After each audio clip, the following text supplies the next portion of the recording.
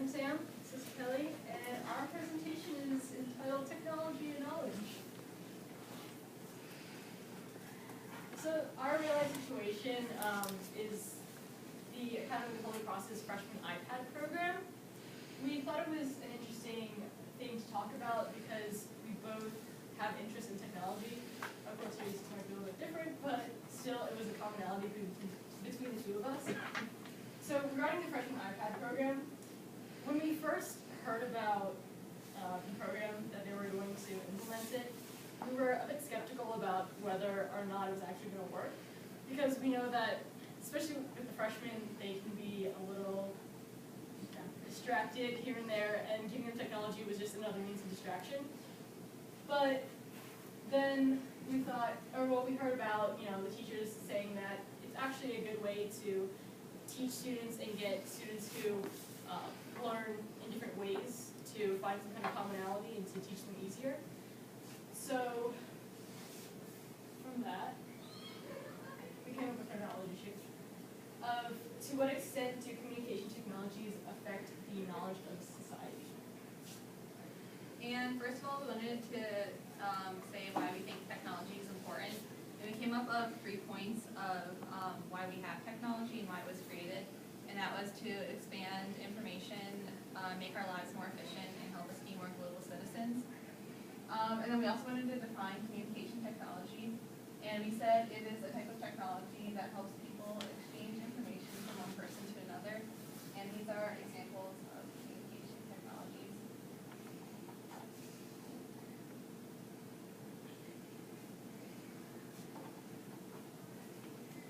So our first point, as Kelly mentioned, is the abundance of information. We noticed that, with access to so many resources and new technology, we have so much information at the click of a button. Like whenever we need information, we can go to our phones, we can go on the computer, and find whatever it is that we need. And in this picture here, we actually went to Google's page, and it said that they have 60 trillion individual pages, and then you can't really read here, but at the bottom it says, and it's continually growing. So that just goes to show that our technology is connecting us to more and more information every single day, which expands our knowledge when we want to go look for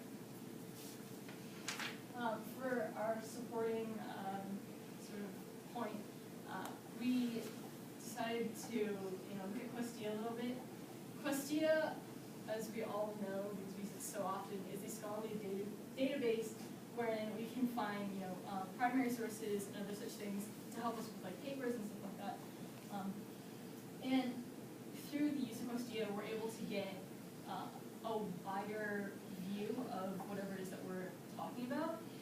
We can gain viewpoints. I know recently a lot of us are in Ms. Ketchman's class and Ms. Ketchman's history class, and we've been using it for papers on Eisenhower and Truman, finding out things about the Great Depression, and it's just been really interesting looking at the viewpoints of historians on whatever happened, and even there are some books like biographies and stuff like that that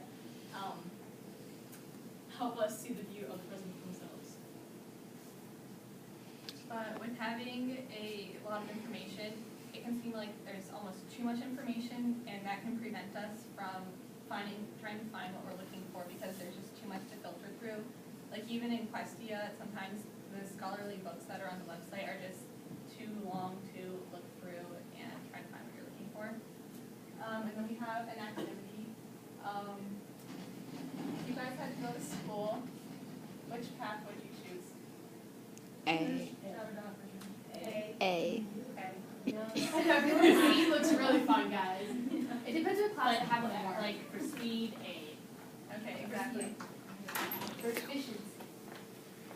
So, as humans, we try to look for the easiest way to do things, and sometimes having too much information can prevent us from looking through or trying to find the easiest way to find what we're looking for. And then just typing in person switching to Google, for example, we got 832 million results. So there might be really great information on the last page, but we're not going to go look through that and try to find that last page because there's just too much to look through and it's not really efficient.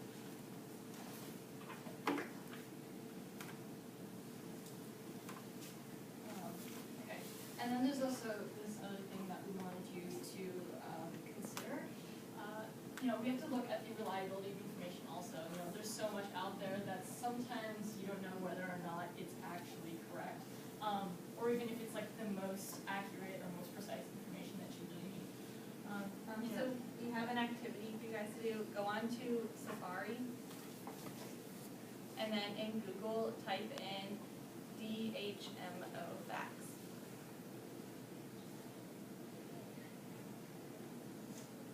Wait, can you repeat it? DHMO facts. And it should be about the first result that comes up. Facts about dehydrating. Yes. Yeah. And if you read through the page, it says that dihydrogen monoxide is very dangerous for us. It can kill us, and it's something to be concerned about. But actually, dihydrogen monoxide is H2O, which is water, and it's essential for survival. But if you didn't know that and you were looking for facts on dihydrogen monoxide, you might think it's this horrible thing, when actually it's something we need. So that just shows that even like having all these sources, there's a lot of them that aren't reliable, but you wouldn't really, it's sometimes hard to decipher which ones are good, especially if you don't really know about what you're looking for, like if you're looking for it for the first time. So we want you to sort of consider this, that there is this thing called catfishing on the internet. And it's basically like, you can find like Angie's List or Craigslist or something like that, or even like reviews for a restaurant. It's when people sort of like overinflate the comment section or like the search results or something like that to lead you to a certain result, but that result isn't necessarily the most accurate or most correct. And that can be seen in certain things such as like the story of Manti Te'o, who was introduced to his girlfriend through a friend, then was crushed when she later died. But in reality, she didn't really exist, and somebody was just, I guess, playing his emotions, and it was sort of devastating for him. And it was a really widely talked about issue in our news. I just have a short video for you to watch, sort of relating to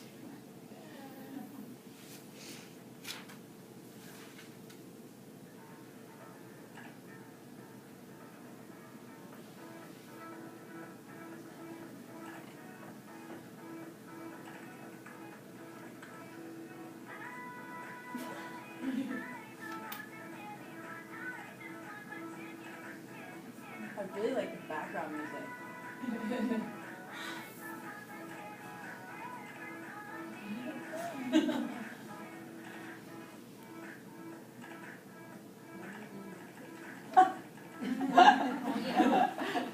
Just the casual ones.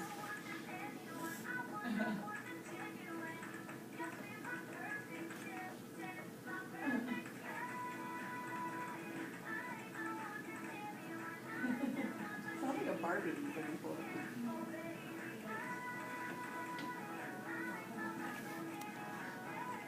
Nice. Amazing.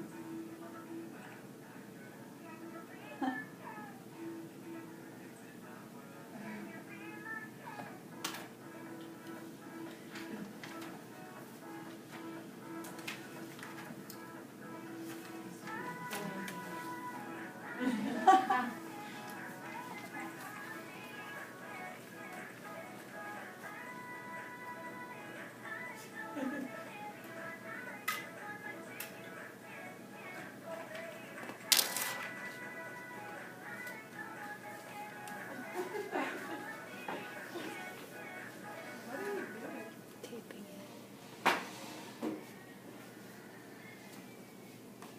So just that was an example of just like the like connections that you can make with the internet, and just how easy it is to find certain things.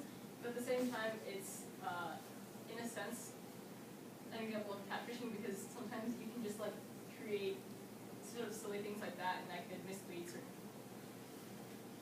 And then another point about the reliability of information is since we have so much information, sometimes it's easy to jump to conclusions because we don't want to dig through and look for the complete picture, or we might not even realize we're not seeing the complete picture.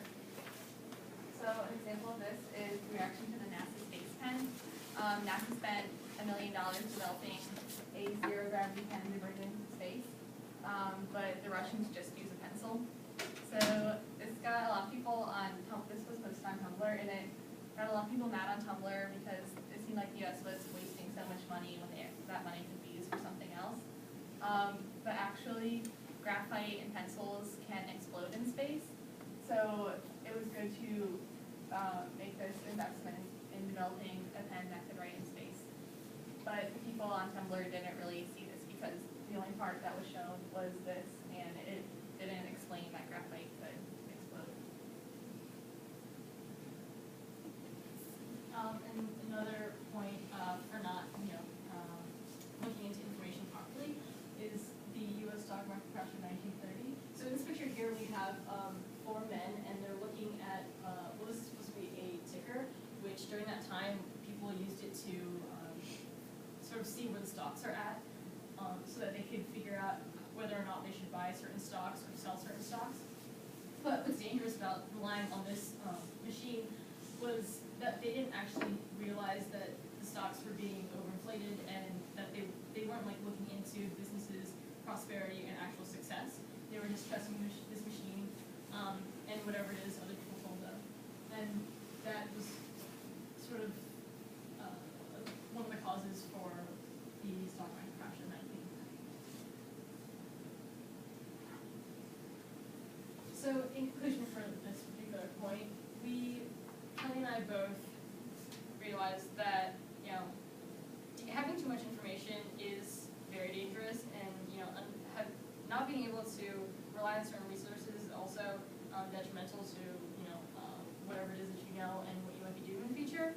But at the same time, it's very positive because it's the fact that we do have all this information at the touch of a button. So it's not exactly as detrimental as. Then our next point is the efficiency of technology. That was one of our points of why we have technology. And we define efficiency as the ability to do or produce something without wasting time. And technology is usually efficient, and overall we think makes our lives easier. And that's just a funny picture of efficiency. So in communication technologies, we have telephones that allow us to communicate with people who are far away. But even in other technologies like cars and planes, we can get places a lot faster now than we could before. So